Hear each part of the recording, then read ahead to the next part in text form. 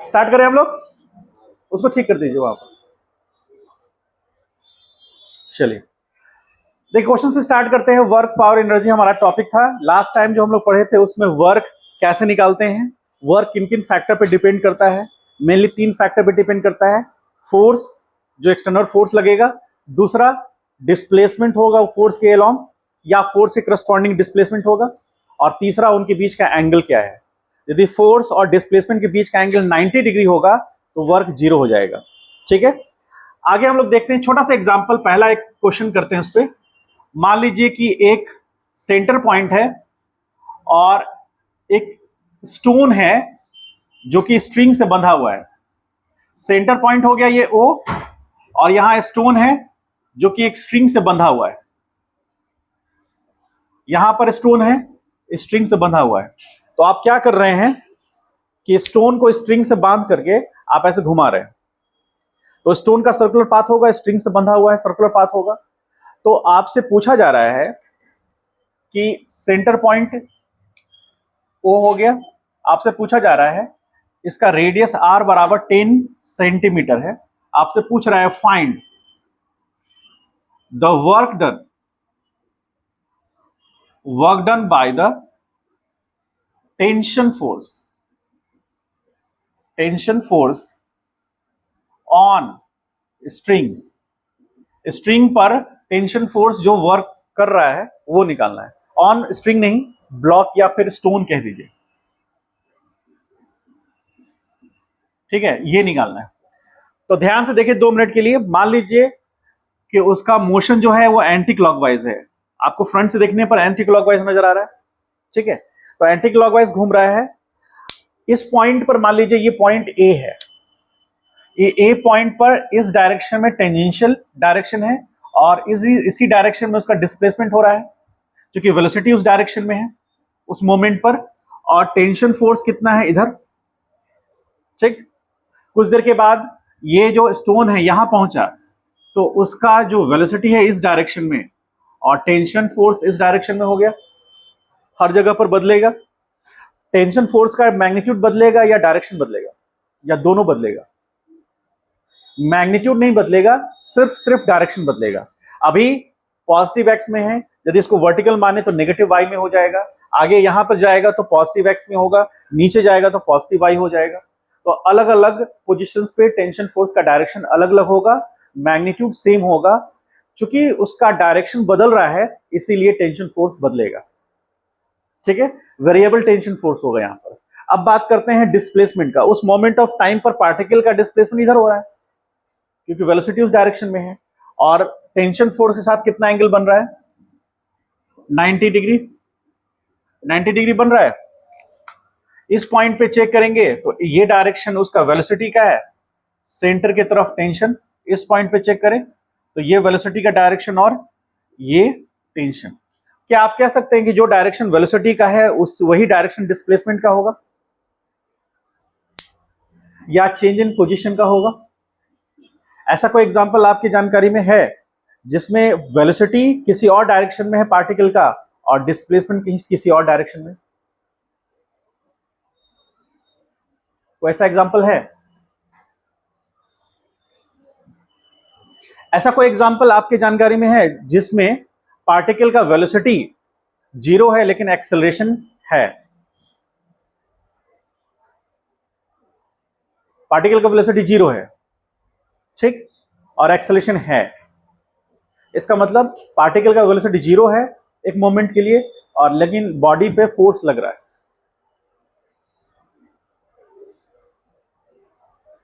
बोलिए। बॉल के जब ऊपर थ्रो करते हैं तो वो सबसे अपवर्ड पॉइंट पे वहां पे वेलोसिटी 0 रहता है, लेकिन एक्सेलरेट 0 रहता है। ठीक, और ठीक बोल रहे हो। और ऐसे भी बहुत से एग्जांपल है। मान लीजिए कि कार जो है वो पॉजिटिव एक्स में जा रहा है, फोर्स नेगेटिव एक्स में लग रहा है, तो वेलोसिटी डिक्रीज करेगा। डिक्रीज करने के बाद क्या होगा, 0, और फिर रिटर्न बैक होगा उसी डायरेक्शन में। तो उस मोमेंट ऑफ टाइम के लिए वेलोसिटी 0 है लेकिन फोर्स उस पर 0 नहीं है। ठीक है, अब हम जो बात कर रहे थे कि यदि पार्टिकल का वेलोसिटी इस डायरेक्शन में है तो डिस्प्लेसमेंट भी इसी डायरेक्शन में होगा। रीजन क्या? क्योंकि v बराबर क्या होता है, v बराबर dx अपॉन dt होता है। इसका मतलब चेंज इन पोजीशन जिस डायरेक्शन में होगा वही डायरेक्शन वेलोसिटी का होगा, ठीक है। तो इसका मतलब वेलोसिटी का डायरेक्शन यदि पॉजिटिव y है तो पोजीशन का चेंज होना या डिस्प्लेसमेंट होना पॉजिटिव y में ही हो रहा है। तो अब हम ये समझेंगे कि इनके बीच का एंगल कितना आ रहा है, 90 डिग्री। तो work done by tension force बराबर क्या होगा, एफ एक्स। तो टेंशन फोर्स T और ये हो गया x और ये कितना होगा, cos 90 होगा। तो पूरा का पूरा वर्क क्या हो गया। इसका मतलब है कि यदि स्टोन को हम सर्कुलर पाथ में घुमाएंगे स्ट्रिंग के हेल्प से तो कभी भी वर्क नहीं होगा। किसके कारण, टेंशन फोर्स के कारण। अब एक और छोटा सा एग्जांपल जो इसमें नहीं पूछा था तभी भी हम लोग डिस्कस करते हैं। मान लीजिए स्टोन को हम हॉरिजॉन्टल यानी कि हॉरिजॉन्टल प्लेन में हम उसको घुमा रहे हैं सर्कुलर पाथ में, और स्टोन सर्कुलर पाथ में घूम रहा है हॉरिजॉन्टल प्लेन में। तो उस पर फोर्स, मान लीजिए स्टोन घूमता हुआ यहां आया, फिर घूमता हुआ ऐसे जाएगा, तो घूमता हुआ किसी एक पोजीशन पे यहां आया, इस पोजीशन पर डाउनवर्ड डायरेक्शन में उस पर वेट लगेगा, mg लगेगा ना। तो mg के कारण यदि वर्क पूछेंगे तो कितना होगा,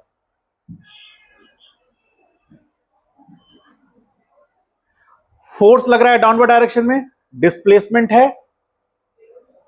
यदि इस डायरेक्शन को पॉजिटिव y मानते हैं तो ये नेगेटिव z हो गया, हुआ ना।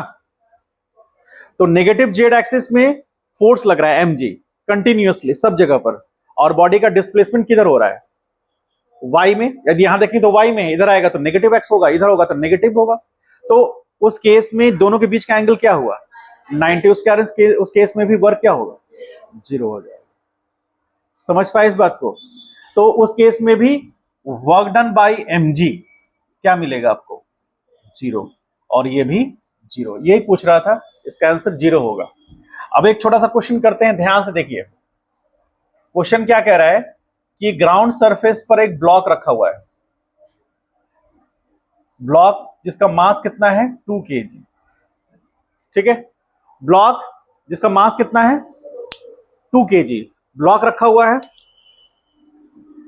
और इनिशियली रेस्ट में है, इनिशियली रेस्ट पर है, और एक टेंशन फोर्स ऊपर लग रहा है T, और इस फोर्स के कारण ब्लॉक ऊपर जाने लगा जिसका एक्सेलरेशन A बराबर 2 मीटर पर सेकेंड स्क्वायर, ठीक है। आपसे पूछ रहा है कि find the work done by tension force for T is equal to 0 to T is equal to 2 second. यानी कि 0 से 2 सेकेंड के बीच में कितना वर्क हुआ उस ब्लॉक पर, किसके थ्रू, टेंशन फोर्स के थ्रू, वो हमको निकालना है। समझ गए। 0 सेकेंड पर रेस्ट पर है, उसके बाद ब्लॉक ऊपर जाएगा तो कितना वर्क टेंशन फोर्स उस ब्लॉक पर करेगा, हमको ये निकालना है। अब इसका सॉल्यूशन देखें, मान लीजिए, ध्यान से सब लोग देखिए, सॉल्यूशन कर रहे हैं। तो सॉल्यूशन में पहले हम एफबीटी बनाते हैं इसका। ब्लॉक हुआ, अपवर्ड डायरेक्शन में टेंशन है, डाउनवर्ड डायरेक्शन में mg लगेगा, एक्सेलरेशन इधर a है 2 मीटर पर सेकेंड स्क्वायर का। तो इसका मतलब t minus mg is equal to m into a, ऐसा लिख सकते हैं क्या, लिख सकते हैं। तो t माइनस mg कितना होगा,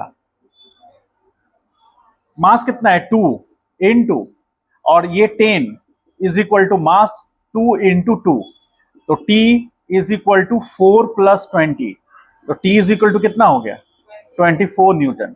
ये फोर्स आ गया। अब हमको डिस्प्लेसमेंट निकालना है 2 सेकेंड, यानी 0 से 2 सेकेंड में डिस्प्लेसमेंट निकालना है। तो एक्सेलरेशन कांस्टेंट है क्या, तो हम लिख सकते हैं S बराबर ut plus half at square. तो u तो 0 होगा क्योंकि रेस्ट पर है इनिशियली, तो S निकालना है हाफ इंटू a कितना है 2, और टाइम कितने सेकंड के लिए, तो यहां डेल्टा t कितना आया 2 सेकंड, तो 2 सेकंड के लिए तो 2 स्क्वायर, ये कैंसिल हुआ, S बराबर कितना आया 4 मीटर। अब हमको देखना है वर्क W किसके कारण, टेंशन फोर्स के कारण। तो F डॉट x, तो F कितना है T, और x हमारा कितना निकला है 4 मीटर, और cos कितना है 0। क्योंकि जिस डायरेक्शन में टेंशन फोर्स है उसी डायरेक्शन में डिस्प्लेसमेंट हो रहा है, इसलिए उनके बीच का एंगल क्या है, 0। तो cos 0। अब यहां t का वैल्यू कितना है, 24, और x कितना है, 4, दैट इज 96 जूल आंसर होगा। समझ पाए इस बात को? कोई कंफ्यूजन है तो बोलिए। ऐसे ऐसे छोटे छोटे क्वेश्चंस आएंगे, नीट वगैरह में आया हुआ क्वेश्चन है इस तरह का। ठीक है, चलिए इसको लिखिए, सॉल्व कीजिए, फिर आते हैं स्प्रिंग फोर्स में।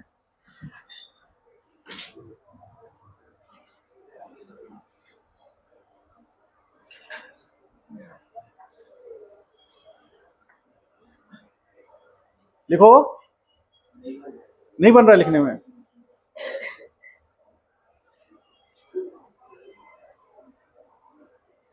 कैसे लिख रहा है देखो तो।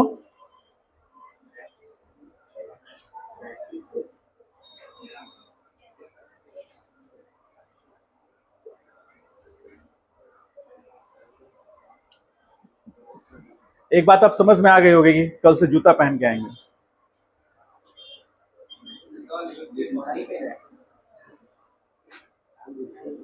कभी भी खड़े रहो।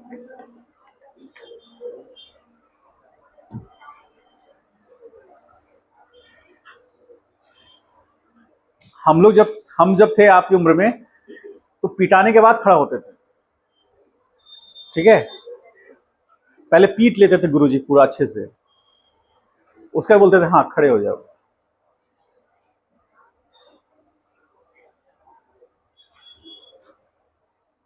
तो ये मेरा नैतिक दायित्व बनता है, जो मेरे साथ हुआ, वो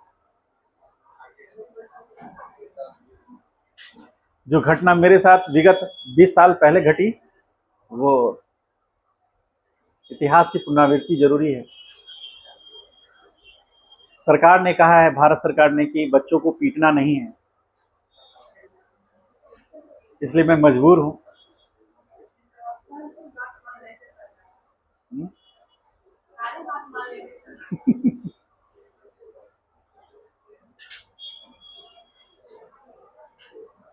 चलिए फास्ट कीजिए, उसके बाद हम लोग आते हैं स्प्रिंग फोर्स में।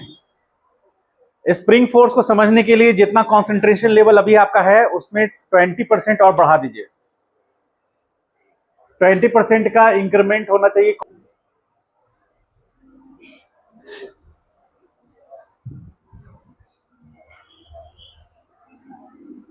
इसलिए स्प्रिंग को अच्छे से पढ़ेंगे हम लोग, और इसीलिए इस फोर्स को हम लास्ट में बताते हैं।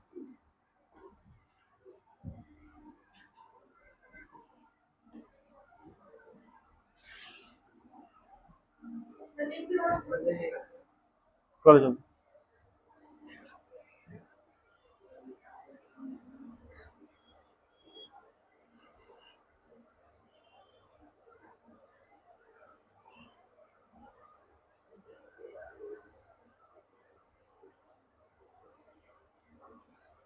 NIT त्रिची का नाम सुने आप लोग?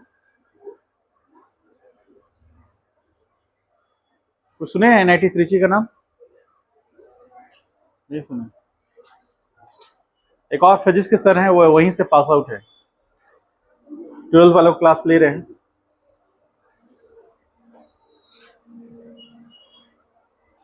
जे मेंस है, क्वालिफाई, पूछिएगा रैंकिंग क्या है उनका।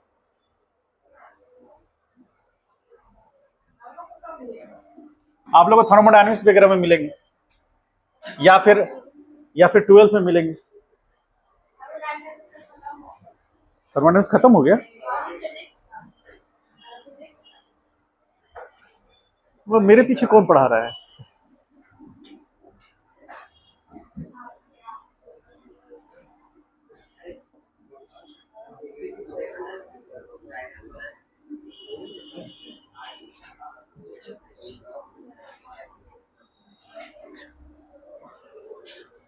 चलो बैठ जाओ, बैठ जाओ। स्प्रिंग फोर्स इंपॉर्टेंट है, ध्यान से पढ़िए। देखिए यहां पर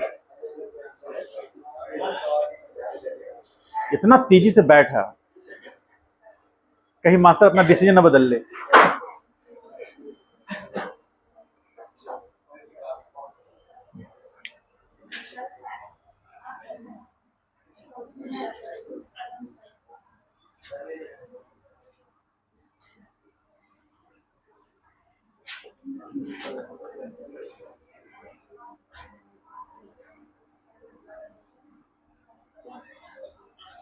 हेडिंग दीजिए इसे।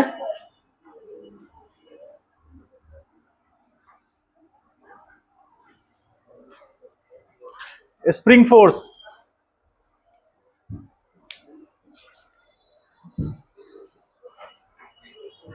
आप सब लोग स्प्रिंग देखे होंगे।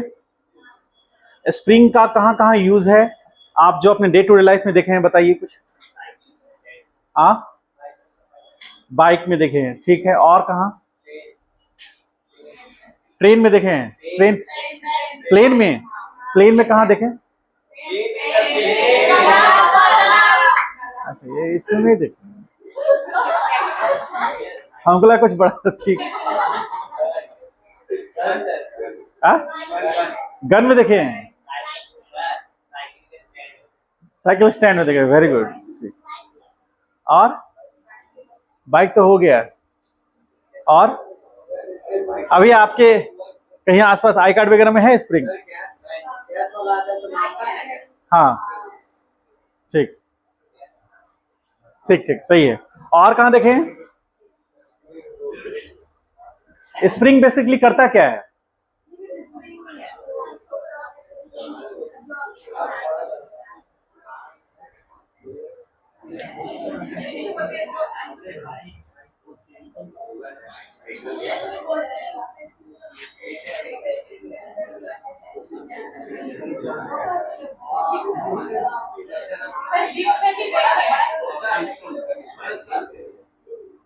इसमें देखें। ओ,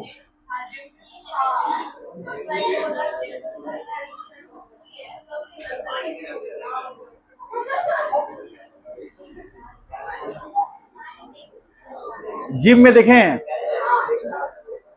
ठीक, हमको तो नहीं पता, हम तो कभी जिम नहीं गए। जाने का सोचे हैं। यदि वेट लिफ्टिंग वाला ऐसा की होगी ना तो उसी पे उठ गए।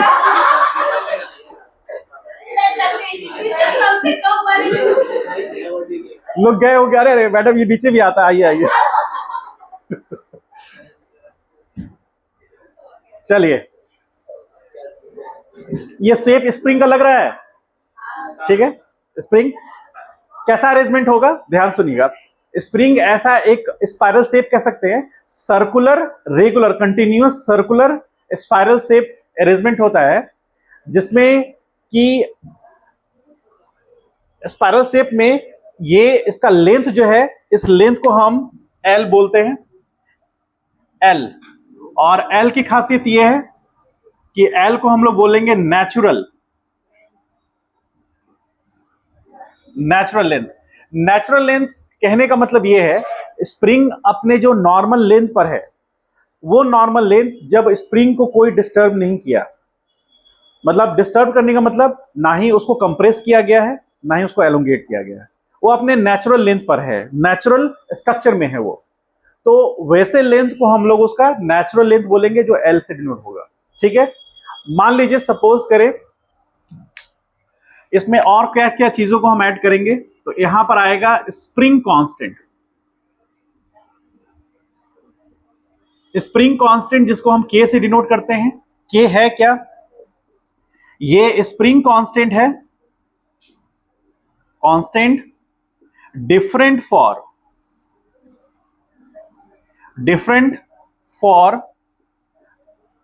डिफरेंट मटेरियल, ठीक। अलग होगा अलग मटेरियल के लिए। इसका यूनिट क्या होगा, कैसे ये कांस्टेंट वैरी करेगा, वो सारा चीज हम लोग आगे देखेंगे। बहुत ज्यादा डिटेल में आपको नहीं पढ़ना, आप जब मैकेनिकल इंजीनियरिंग में जाएंगे तो डिटेल में पढ़ना होगा इसको, ठीक है, स्प्रिंग डिजाइन करने के लिए। अभी आइए, इसमें आपको डिटेल में नहीं पढ़ना है। कांस्टेंट होता है, आप ऐसे समझ सकते हैं इसको कि के का वैल्यू किसके लिए, स्टील के लिए, और के का वैल्यू प्लास्टिक के लिए। मतलब यदि मटेरियल, आप ऐसा समझिए कि जो पेन में हम यूज करते हैं स्प्रिंग छोटा वाला, उसका के का वैल्यू, और जो ट्रेन में यूज होता है, ट्रेन में आप देखें जहां व्हील होता है, कोचेस के नीचे जहां व्हील होता है, वो व्हील को अरेंज करके, उसको बॉगी बोलते हैं, उसको व्हील को अरेंज करके एक सेंटर पॉइंट पर लाकर लीवर रखते हैं, उस पर स्प्रिंग लगा होता है। वो स्प्रिंग बहुत हेवी होता है, देखा है आप लोग ने कभी? हाँ, ठीक है, हाँ।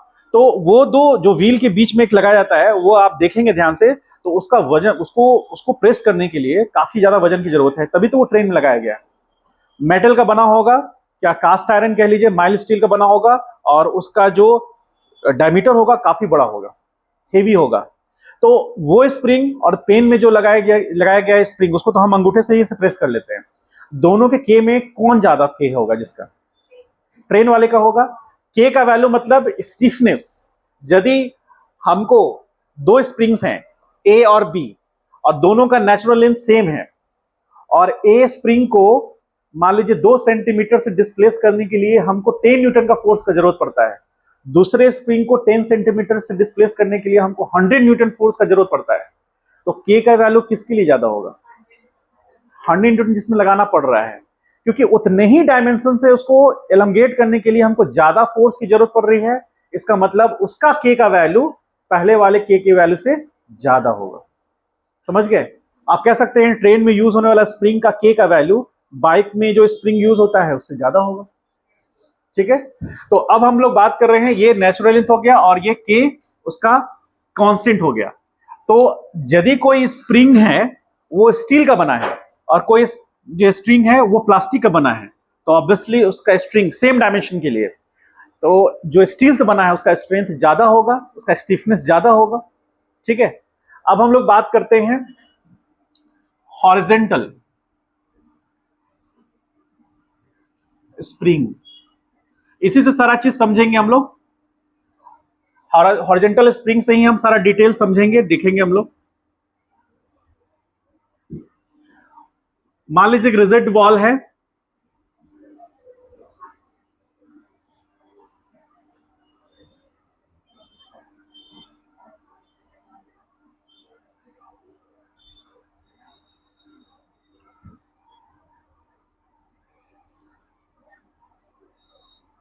एक ब्लॉक जिसका मास m है, और इस पॉइंट को हम O कह रहे हैं। एक ब्लॉक है जो स्प्रिंग से कनेक्ट है। हॉरिजेंटल स्प्रिंग इसलिए क्योंकि स्प्रिंग को हॉरिजेंटली रखा गया है। स्प्रिंग हैविंग के स्प्रिंग कांस्टेंट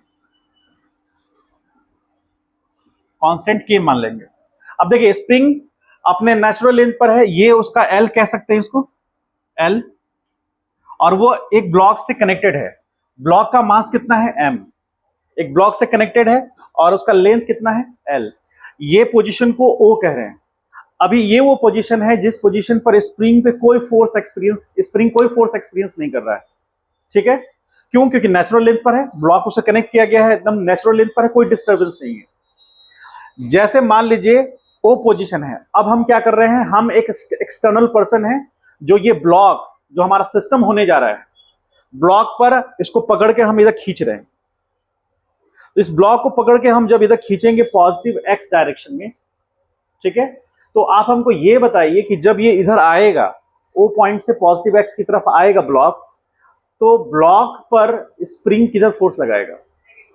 नेगेटिव x में लगाएगा। तो मान लीजिए थोड़ी देर के लिए कि मैंने उस ब्लॉक को खींच करके इस पोजीशन पे ले आया, हम यहां पर A पोजीशन पे आ गए, तो मैंने इसको O पॉइंट से A पॉइंट पर डिस्प्लेस कर दिया, स्प्रिंग को धीरे धीरे खींच करके A पॉइंट पे लाए। तो यहां से ये जो डिस्टेंस है, that distance is x। Distance भी कह लीजिए, डिस्प्लेसमेंट क्योंकि स्ट्रेट पाथ है। ठीक है, तो x डिस्प्लेसमेंट हुआ। अब यदि इस A पॉइंट पर सरफेस कैसा है, तो स्मूथ सरफेस है,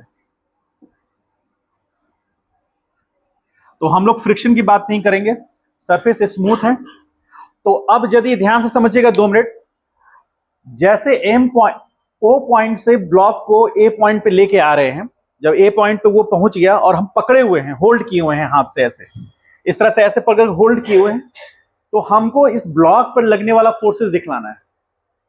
ठीक है, और उसमें एक फोर्स ये भी होगा, स्प्रिंग फोर्स।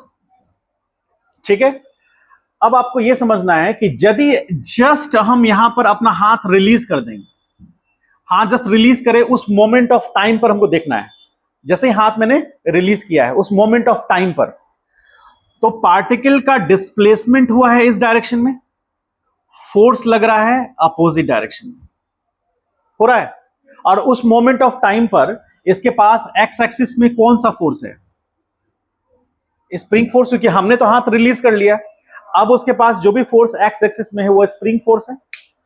और ध्यान से समझिए, तो एफ एस पी जो स्प्रिंग फोर्स है is directly proportional to X है। मतलब यदि स्प्रिंग फोर्स ओ पॉइंट पर कितना है? 0। जैसे जैसे उसको आगे डिस्प्लेस किए एक्स बढ़ा, एक्स बढ़ने से स्प्रिंग फोर्स बढ़ा। मान लीजिए किसी इंटरमीडिएट पोजीशन पे आ जाए, सपोज करें इस पोजीशन पे, ये पोजीशन मान लेते हैं, सपोज करें कि सी पोजीशन है मान लेते हैं, तो सी पोजीशन पे जो स्प्रिंग फोर्स होगा ए पोजीशन पे जो स्प्रिंग फोर्स होगा उससे कम होगा, क्योंकि जैसे जैसे डिस्प्लेस हो रहा है ब्लॉक, स्प्रिंग उसको अपोज कर रहा है उतना ही ज्यादा।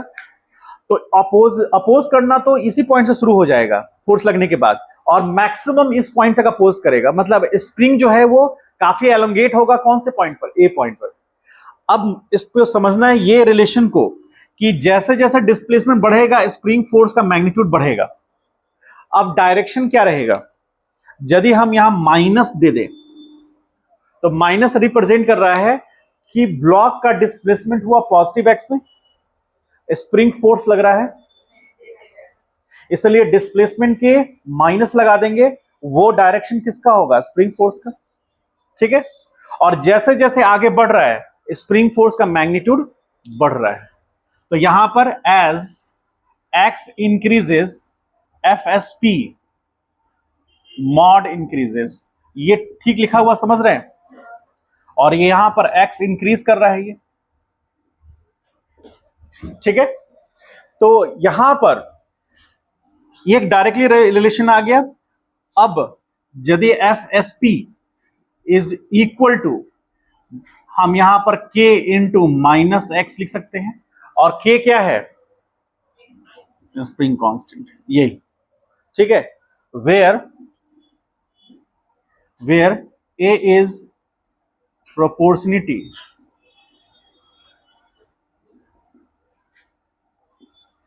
Constant called spring constant.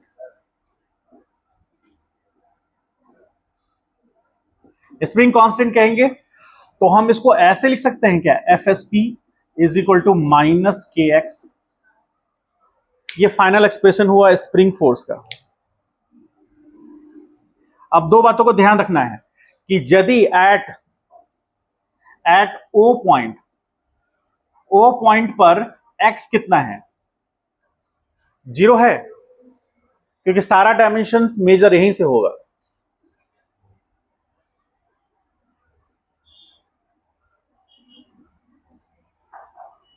All dimensions are measured from natural point O। जो नेचुरल पॉइंट इसलिए कह रहे हैं उसको क्योंकि उस पॉइंट पर सारे फोर्सेस क्या हैं? 0 हैं। ठीक है। स्प्रिंग अपने नेचुरल लेंथ पर है, नेचुरल लेंथ में है, और उस पर सारे फोर्सेस 0 हैं, और डिस्प्लेसमेंट क्या है? 0। ठीक है, इसलिए नेचुरल पॉइंट कह रहे हैं। जब वर्टिकल स्प्रिंग आएगा तो ये बदल जाएगा। ठीक है। यहां पर कह सकते हैं कि ऑल फोर्सेस आर बैलेंस्ड। सारे फोर्सेस क्या होंगे? बैलेंस होंगे। किस पोजीशन पे? ओ पोजीशन पे। ठीक है। तो इतना ओ पोजीशन के बारे में हम कह सकते हैं। ये मेन एक्सप्रेशन है। Spring force is equal to minus K उस स्प्रिंग का कांस्टेंट रहेगा, और एक्स ओ पॉइंट पर एक्स क्या है? 0। इसीलिए स्प्रिंग फोर्स किस पॉइंट पर? ओ पर क्या मिलेगा? 0। और एक्स मैक्स कहां पर है? एक्स मैक्स कहां पर है? एट ए पॉइंट पर। ए पॉइंट पर है, तो एफ एस पी मैक्स कहां मिलेगा? एट ए पॉइंट। ठीक, इसका ग्राफ भी आगे हम लोग डिस्कस करेंगे। और यदि हम थोड़ा सा समझे तो हल्का ग्राफ हम यहां ड्रॉ कर सकते हैं।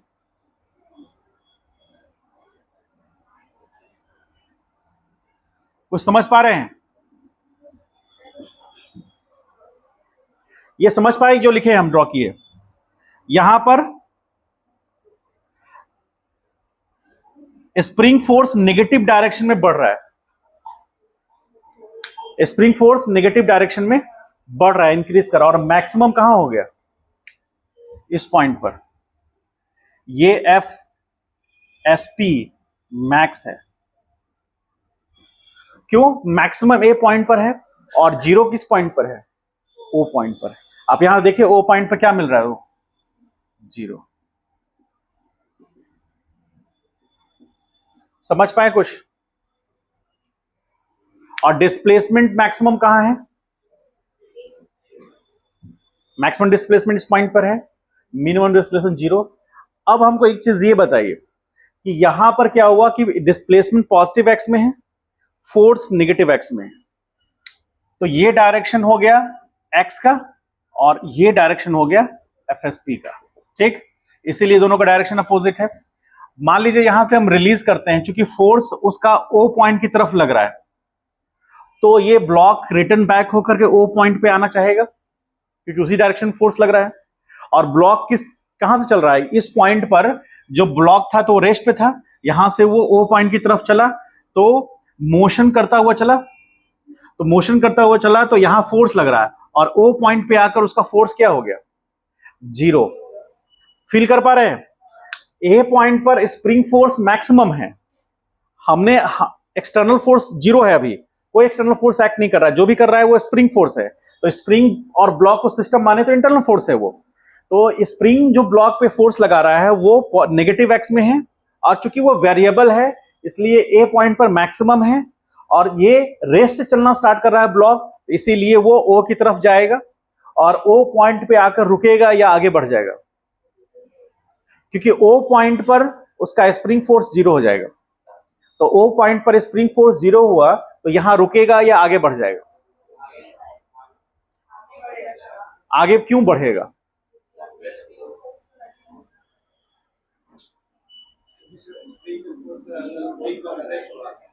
क्या बोलो बोलो? तो स्प्रिंग कॉम्प्रेस क्यों होगा? ध्यान से देखिए, हमको एग्जैक्ट रीजन बताइएगा। ठीक बोल रहे हैं लेकिन एग्जैक्ट रीजन नहीं बता पा रहे। ए पॉइंट पर स्प्रिंग फोर्स लगा रहा है तो वो ओ की तरफ आएगा, लेकिन ओ पॉइंट पर जैसे ही ब्लॉक आएगा वो ब्लॉक पर फोर्स जीरो हो जाएगा। तो उसके पास वेलोसिटी है, उस वेलोसिटी को मेंटेन रखने के लिए इनर्शिया वहां पर एक्ट करेगा। तो इनर्शिया के कारण कोई भी बॉडी यदि यहां पर फोर्स जीरो हो गया और वेलोसिटी उसके पास है तो उस वेलोसिटी के कारण वो मोशन करेगा। यदि कोई बॉडी पर नेट फोर्स जीरो है और उसका वेलोसिटी 10 मीटर पर सेकंड है तो वो उस 10 मीटर पर सेकंड को मेंटेन रखेगा जब तक कोई नेट एक्सटर्नल फोर्स उस पर एक्ट ना करे, न्यूटन्स फर्स्ट लॉ। तो यहां आकर जीरो होगा। अब चूंकि वेलोसिटी उसके पास है और यहां जीरो था तो यहां मैक्सिमम है, तो यहां से मैक्सिमम वेलोसिटी के साथ वो आगे बढ़ेगा। जैसे ही वो आगे बढ़ेगा, क्योंकि सरफेस स्मूथ है, वो आगे बढ़ेगा तो स्प्रिंग को जो पहले ओ से ए में एलोंगेट हो रहा था, ओ पॉइंट से अंदर आने के बाद वो कंप्रेस होगा। तो कंप्रेस होगा तो मान लेते हैं हम ये पोजीशन, इस पोजीशन को हम बी पोजीशन मान लेते हैं। तो इसका मतलब ये हुआ कि ओ पॉइंट तक उस पर नेट फोर्स जीरो, जैसे ही वो अंदर आया तो उसका डिस्प्लेसमेंट किधर हो रहा है? क्योंकि सारा डायमेंशन हम यहीं से मेजर करेंगे। तो यहां तक, यहां ओ से ए जाना, ए से ओ आना पे डिस्प्लेसमेंट जीरो, फिर ओ पॉइंट से इधर आया बी पॉइंट पर, तो बी ओ से बी पॉइंट आने में जो भी डिस्प्लेस किया वो डिस्प्लेसमेंट कवर किया नेगेटिव एक्स डायरेक्शन में। मान लेते हैं कि ये डिस्प्लेसमेंट भी एक्स है, ठीक है। तो इस केस में पार्टिकल पर स्प्रिंग फोर्स किधर लगेगा? पॉजिटिव एक्स में लगेगा, और डिस्प्लेसमेंट नेगेटिव एक्स में होगा, है ना। तो इसके लिए यदि हम बात करें, किसके लिए? For for motion of block कहां से कहां, ओ टू बी, ओ से बी के लिए, ओ से बी के लिए, ठीक। तो हम क्या लिखेंगे, F S P is equal to K minus X लिखेंगे, क्योंकि डिस्प्लेसमेंट हुआ है एक्स लेकिन नेगेटिव एक्स में हुआ है। तो इसको लिखने का तरीका एक और है, minus K X minus I cap, ऐसा लिख सकते हैं, लिख सकते हैं एक्स की जगह पर, क्योंकि नेगेटिव एक्स में डिस्प्लेस हुआ है। ये माइनस प्लस हो जाएगा, तो ये कितना आएगा, के एक्स आएगा। तो ये के एक्स, तो इसको हम कैसे लिखेंगे, F S P is equal to यहां आई कैप, तो लिखेंगे क्या, के एक्स आई कैप। इसका मतलब के एक्स मैग्नीट्यूड हो गया, ये के एक्स मैग्नीट्यूड हो गया, और ये डायरेक्शन हो गया किसका, स्प्रिंग फोर्स का। तो स्प्रिंग फोर्स का डायरेक्शन कहां से कहां, ओ से बी के लिए। तो ओ से बी के लिए मैग्नेटिक उसका मैग्नीट्यूड जो है वो के एक्स होगा। डायरेक्शन पॉजिटिव एक्स होगा क्या, पॉजिटिव आ भी रहा है, तो इसको हम ऐसे लिख सकते हैं,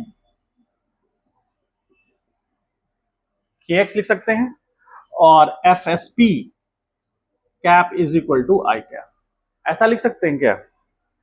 और ओ से ए के लिए क्या होगा,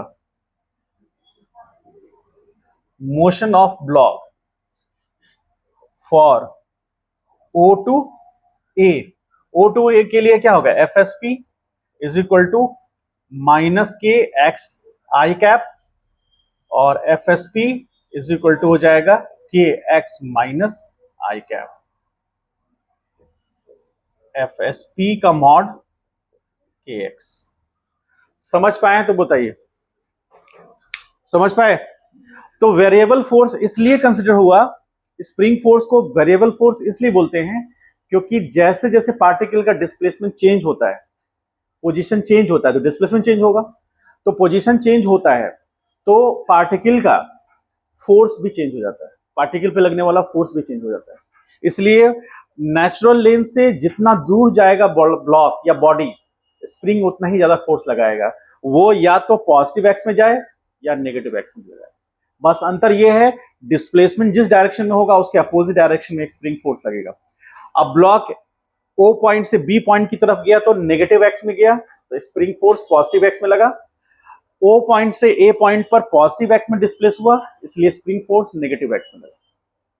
समझ पाए। इसको राइट डाउन कर लीजिए, ग्राफ फिर बात करते हैं हम लोग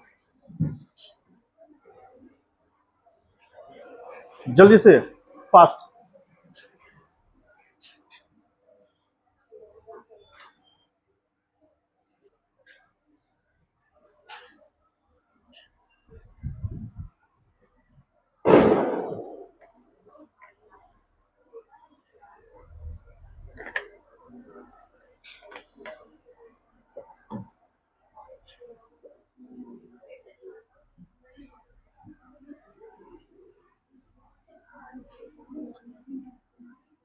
सब लोग फिर में फॉर्म भर दिए हैं क्या? अरे मीटिंग होता है, उस सारे पर डिस्कशन होता है हम लोग का, रेलेवेंट जो सजेशंस होते हैं वो फॉलो किए जाते हैं। हाँ क्या बना दिए,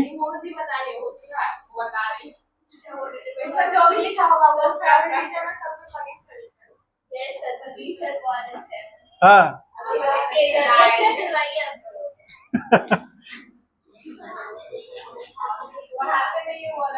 वो 9 10 को पढ़ाते हैं।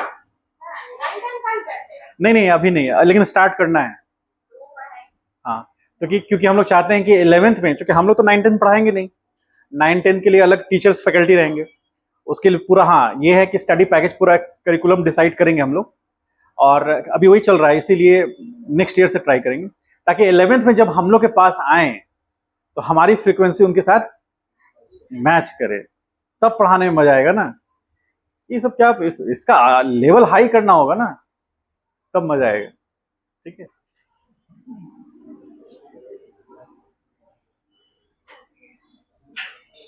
नीचे क्लासरूम है उन लोग के लिए बनाया जा रहा है। नीचे से आप यदि जो आप इसके लिए जाते हैं ना, चाय नाश्ता के लिए जाते हैं पीछे वाले सीढ़ी से, वहीं पर एक क्लासरूम है और उसके बगल में लाइब्रेरी है। ठीक है, दिखने की जरूरत नहीं है, आप अच्छा पढ़ाई कीजिए, आपको वहां शिफ्ट कर दिया जाएगा। बेंजाइन फ्लोर बोलते हैं, उसका हाइट थोड़ा सा कम रखा गया है। ठीक है,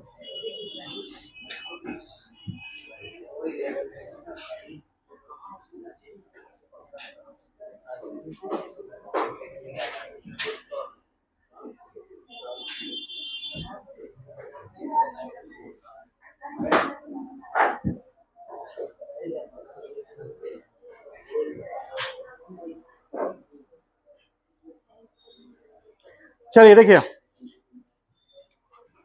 जो 9-10 के स्टूडेंट रहेंगे 4 इयर्स प्रोग्राम रहेगा उनका, 4 साल के लिए हम लोग पढ़ाएंगे उसको। और करंट ईयर में ही जेई में आप मान के चलिए कि 160 मार्क्स से ज्यादा, मतलब जेई मींस सारे बच्चे क्वालिफाई करेंगे, ये एश्योर करेंगे हम लोग। और नीट में मोर देन 670, 670 मार्क्स से ज्यादा, क्योंकि शुरुआत से हम लोग उनको देखते आएंगे। अभी तो हमारे पास 11th में आते हैं। 10th कैसा है, हाँ सर ठीक है, पूछना शुरू किए पार्टिकल क्या है, चार्ज पार्टिकल किसी को थे, हाँ सर पढ़े थे। लेकिन जब हमारे पास हमारे ही स्टूडेंट पढ़ के आएंगे तो हमारे पास उनका लेवल हाई होगा ना। इलेक्ट्रिक चार्ज नहीं पता है, 10th पढ़े हैं, 10th बोर्ड एग्जाम दिया है आपने, मतलब मोर देन 90% स्टूडेंट की बात कर रहे हैं। इलेक्ट्रिक चार्ज क्या है डिफाइन नहीं कर पा रहे। ठीक है, आप कैसे मतलब ओम्स लॉ को डिफाइन नहीं कर पा रहे हैं। एक सर्किट देते हैं, आप इक्विवेलेंट रेजिस्टेंस नहीं निकाल पा रहे हैं, है ना, ये आना चाहिए ना।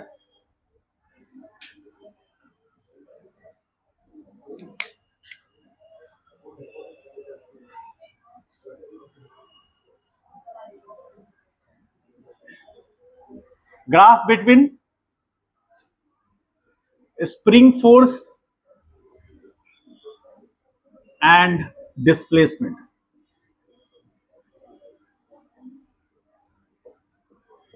देखिए ग्राफ ध्यान से समझिए।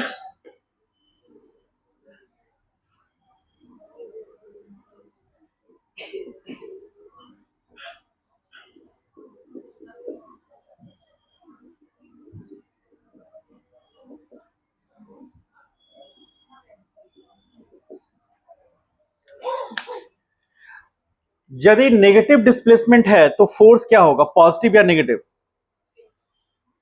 बताइए, ग्राफ अभी जस्ट फोर्स के बारे में डिस्कस किया ना, स्प्रिंग फोर्स के बारे में। तो मुझे यह बताइए कि यदि पार्टिकल ओ पॉइंट से ए पॉइंट के लिए गया तो डिस्प्लेसमेंट पॉजिटिव है, लेकिन फोर्स क्या है, नेगेटिव।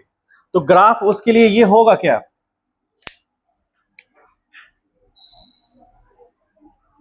और यदि डिस्प्लेसमेंट नेगेटिव हो रहा है तो फोर्स क्या है,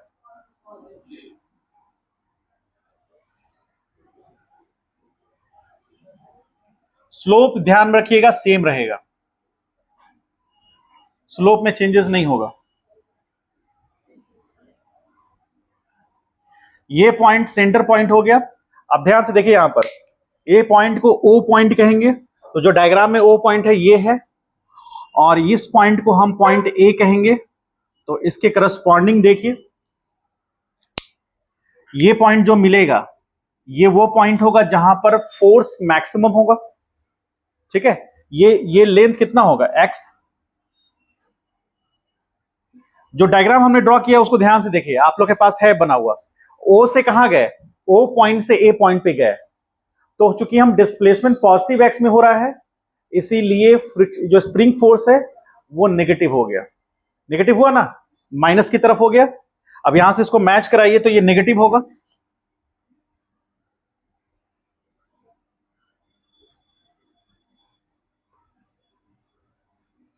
ये हो गया माइनस एफ एस पी। और जब हम यहां से इस पॉइंट पे आएंगे, इस पॉइंट को बी बोलते हैं, तो ये दूरी कितना होगा, एक्स माइनस में होगा। तो इस पॉइंट पर ये जो फोर्स मिलेगा that is positive F S P मिलेगा। इस डायग्राम को समझ पाए, ये क्या कहलाएगा, F S P is equal to K X. और ध्यान से समझिए, स्प्रिंग फोर्स जो है माइनस के एक्स, तो स्प्रिंग फोर्स एक्स पे पावर कितना है 1, तो लीनियर रिलेशन है, लीनियर रिलेशन है। सो so there will be straight line passing through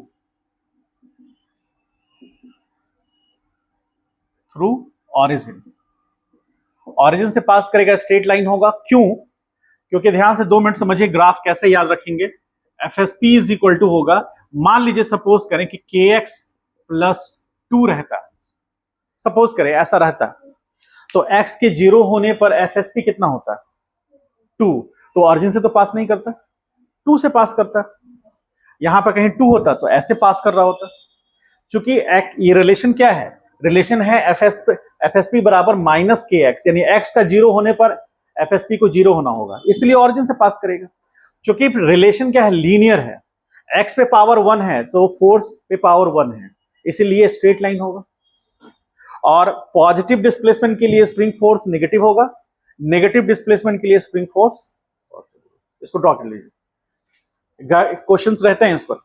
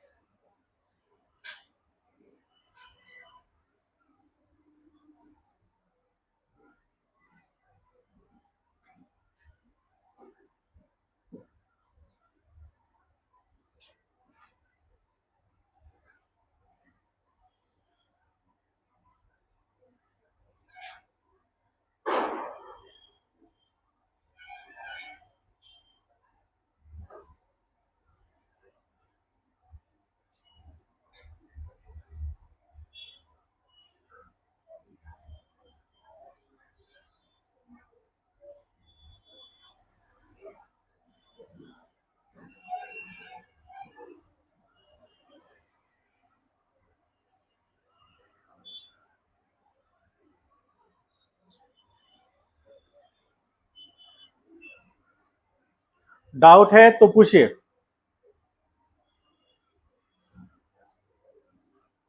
विशाल चला गया क्या घर? कहाँ है वो दोनों? हॉस्टल में है? हाँ, हॉस्टल में क्या कर रहा है हॉस्टल में?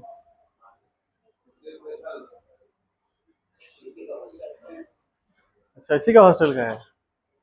एक दिन इन लोग का हॉस्टल आना पड़ेगा।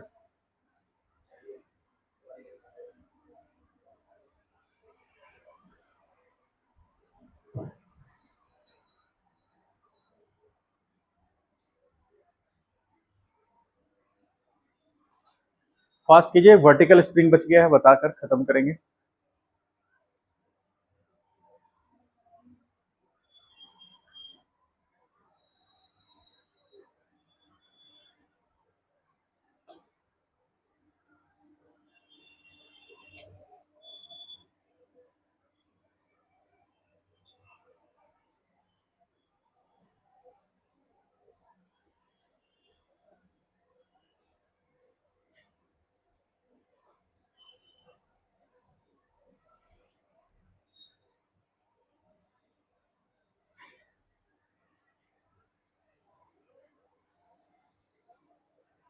कुछ लोगों को कॉपी देख के लगता है ना कि बहुत मजबूरी में बेचारा बहुत दुखी होकर लिख रहा है, आत्मा नहीं चाहता है लिखने, तभी भी लिख रहा है।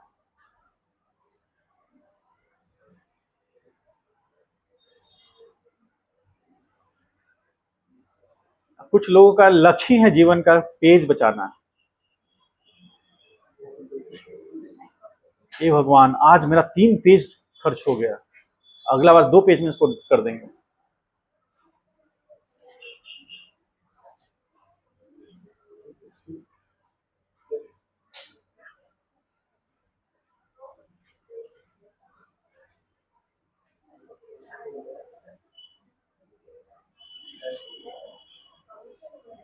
पेज मत बचाइए, पेज बचा के कुछ नहीं होगा।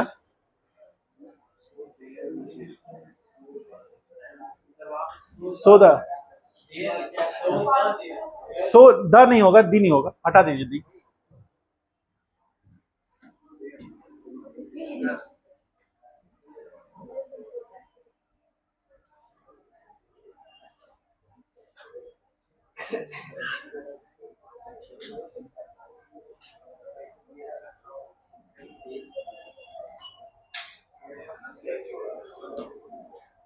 हो गया, चलिए लास्ट वर्टिकल स्प्रिंग कंप्लीट करते हैं हम लोग। 10 मिनट समय लेंगे और आपका, ठीक है।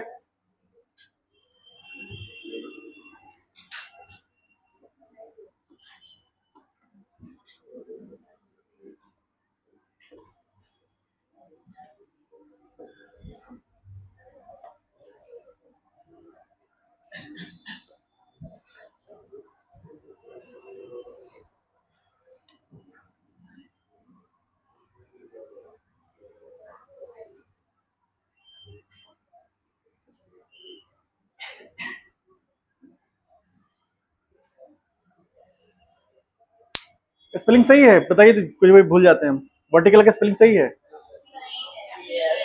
वही तो।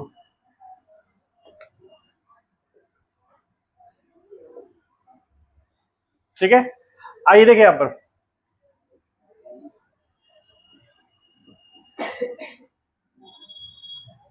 अभी हम एक छोटा सा एग्जांपल ले रहे हैं, फिर उसके बाद स्प्रिंग का कंडीशन बताएंगे। एक ब्लॉक मास m है, ध्यान से देखिए, अभी लिखना नहीं है, सिर्फ देखिए यहाँ पर। एक ब्लॉक है जिसका मास m है, वो एक स्ट्रिंग से हैंग किया हुआ है, सीलिंग।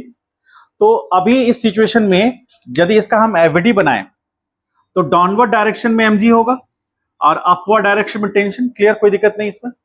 और ऑब्वियसली mg बराबर टेंशन होगा तभी तो ब्लॉक रेस्ट करेगा अपने पोजीशन पे। ठीक, अब इसकी जगह पर हम सीलिंग से जो हमने स्ट्रिंग को हैंग कराया है, अब हम यहां पर सीलिंग के साथ में हम स्प्रिंग को हैंग कराते हैं। तो ध्यान से देखिएगा, यहां पर स्प्रिंग को हमने एक ब्लॉक के साथ कनेक्ट कर दिया। ब्लॉक जिसका मास कितना है, m। सिचुएशन को ध्यान से समझिएगा, 2 मिनट के लिए ध्यान से, अभी लिखना नहीं है एकदम सबको। ये पोजीशन जो है, ये पोजीशन को हम अभी O कह नहीं रहे हैं। अभी आप ध्यान समझिए, स्प्रिंग कांस्टेंट इसका K है। अभी क्या कर रहे हैं, स्प्रिंग अपने नेचुरल लेंथ पर है। इस सेंटर पॉइंट को मान लेते हैं हम, कुछ इस पॉइंट को P मान लेते हैं और इस पॉइंट को Q मान लेते हैं। ठीक है, सेंटर पॉइंट को P और इसको Q। तो हम कह सकते हैं कि PQ जो होगा दैट इज L, इसको बोलेंगे नेचुरल लेंथ बोलेंगे। अभी हमने क्या किया है, ब्लॉक को ऐसे होल्ड करके रखा है, ऐसे, अभी हाथ हटाया नहीं हमने, तो होल्ड करके रखा है। ये स्प्रिंग का नेचुरल लेंथ है। नेचुरल लेंथ वो लेंथ को कहते हैं जिस पर स्प्रिंग कोई भी कॉन्ट्रैक्शन या एलोंगेशन फील नहीं कर रहा है, ना ही स्प्रिंग एलोंगेट हुआ है ना ही कॉन्ट्रैक्ट हुआ है। ठीक है, तो इस सिचुएशन में अभी इसका PQ जो लेंथ है वो L है। ठीक है, इस पॉइंट को हम लोग नेचुरल पॉइंट इसलिए नहीं कह रहे हैं या मीन पोजीशन इसलिए नहीं कह रहे हैं क्योंकि अभी ये रेस्ट पे नहीं है। जैसे हम इसको, हाथ को हम नीचे, हम यहां से जो ब्लॉक को होल्ड किया हुआ मेरा हाथ है, उस हाथ को हम यदि वहां से हटाएंगे तो ब्लॉक नीचे जाएगा क्या, जाएगा। कब तक जाएगा, कितनी दूरी तक जाएगा, वो नीचे चला ही जाएगा या बीच में कहीं रुकेगा जाकर।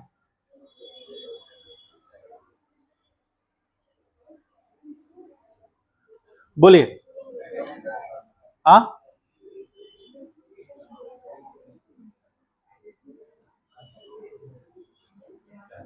क्या लगता है बताइए,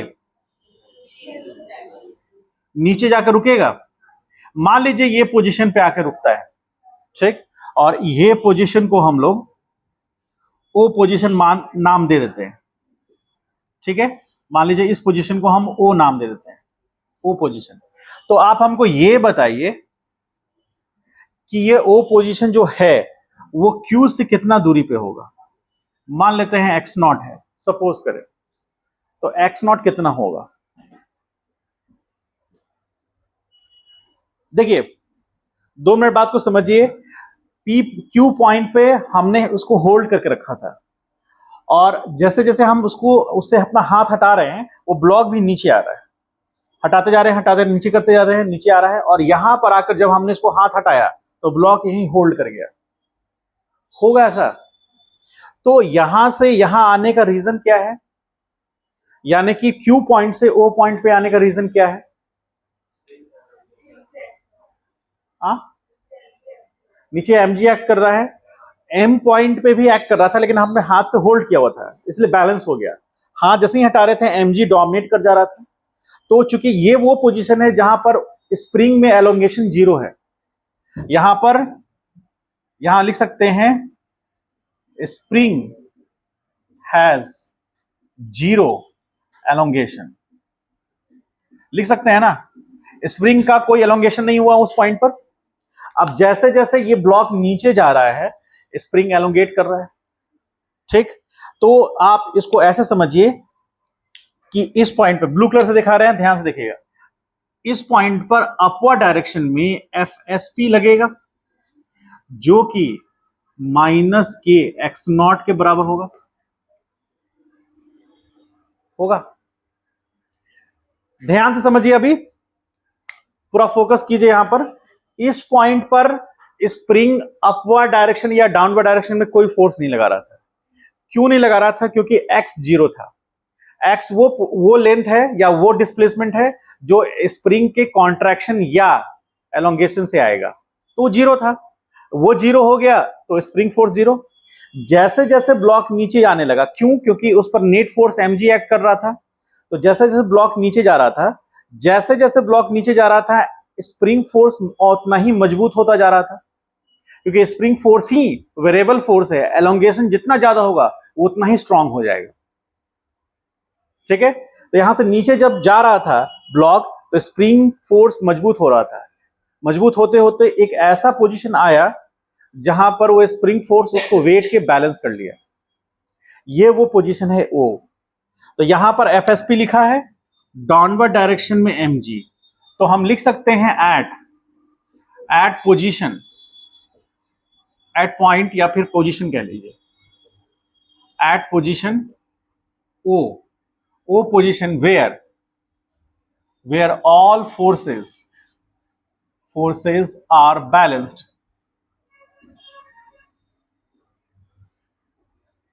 और फोर्सेस आर बैलेंस्ड, सारे फोर्सेस बैलेंस हुए। यदि उस पॉइंट का एफवीडी ड्रॉ करें तो एफवीडी ये होगा, अपवर्ड डायरेक्शन में एफएसपी जिसका मैग्नीट्यूड कितना है, माइनस के एक्स नॉट होगा, डाउनवर्ड डायरेक्शन में एमजी होगा, और चूंकि फोर्स बैलेंस है, सिंस फोर्सेस आर बैलेंस,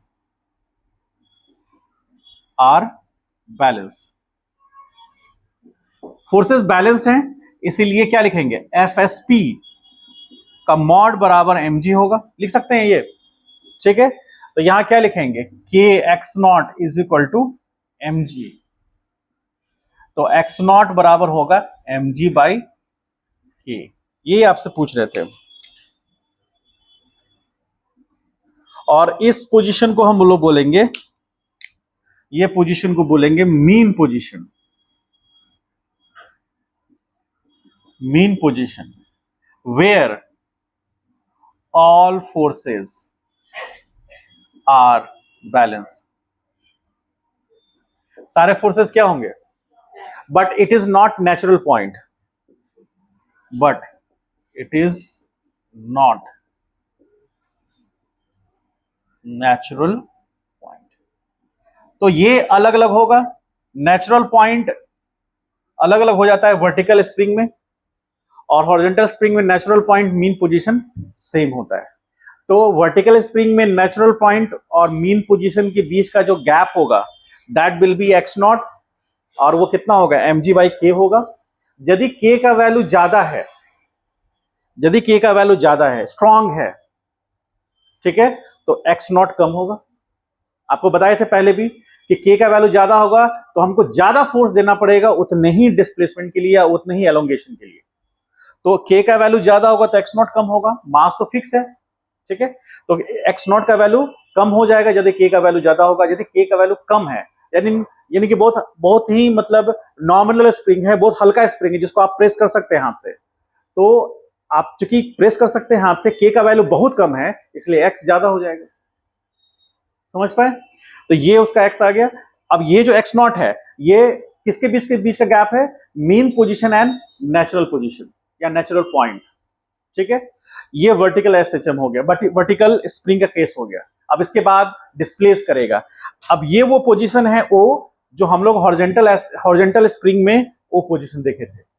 अब इसके बाद यहां से x दूरी पर डिस्प्लेस करेंगे तो इसके अबाउट वो ऑसिलेट करेगा। जैसे यहां पर तो वो रेस्ट पर आ गया, अब इसको पकड़कर होल्ड करके हम खींच कर यहां से हम इसको रिलीज करेंगे। रिलीज करेंगे तो बहुत तेजी से ब्लॉक ऊपर जाएगा, यहां रुकेगा नहीं क्योंकि नेट फोर्स 0 है, लेकिन उसके पास मोमेंटम है, आगे बढ़ जाएगा, ऊपर जाएगा, फिर नीचे आएगा और ऐसे ऑसिलेट करता रहेगा। यदि एयर के फ्रिक्शन फोर्स को नेग्लेक्ट कर देंगे तो ये अनंत काल के लिए जीवन भर ऐसा ही होता रहेगा, कोई नहीं रोक सकता उसको। समझ गए? तो इसको कहेंगे वर्टिकल एसएचएम। तो यहां एक्स नॉट क्या है? डिस्टेंस बिटवीन या डिस्प्लेस या आप कह लीजिए, डिस्टेंस कह लीजिए, distance between natural position to and क्या बोलेंगे? Mean position.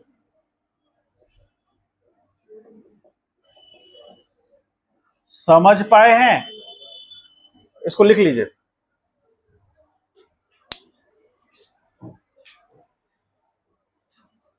कहीं डाउट है तो बोलिए। स्प्रिंग थोड़ा टेढ़ा बन गया है, सीधा कर देते हैं।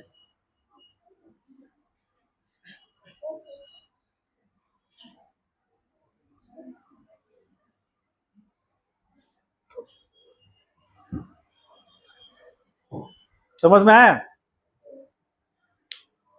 हमसे पूछिएगा कि समझ में आया कि नहीं आया, तो हम बता देते हैं कौन किसको समझ में आया किसको नहीं आया। किसी का डेट ऑफ बर्थ 2003 से पहले का है क्या? किसी का नहीं?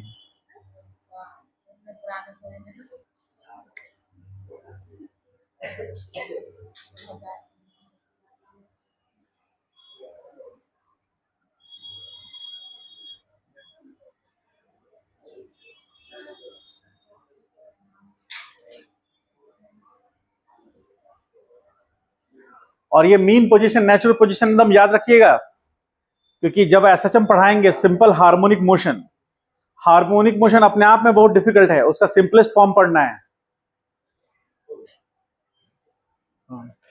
बन गए? समझ गए?